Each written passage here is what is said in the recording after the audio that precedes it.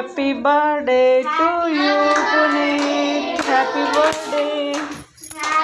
Light ಹಾಕು.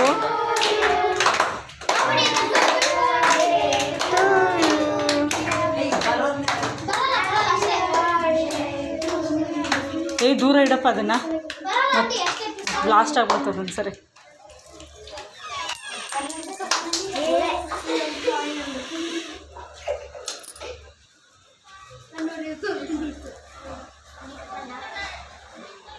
Daddy ಹೋಗು, ನೀನು ನಿಂತ್ಕ, ಕಟ್ ಮಾಡಿಸು.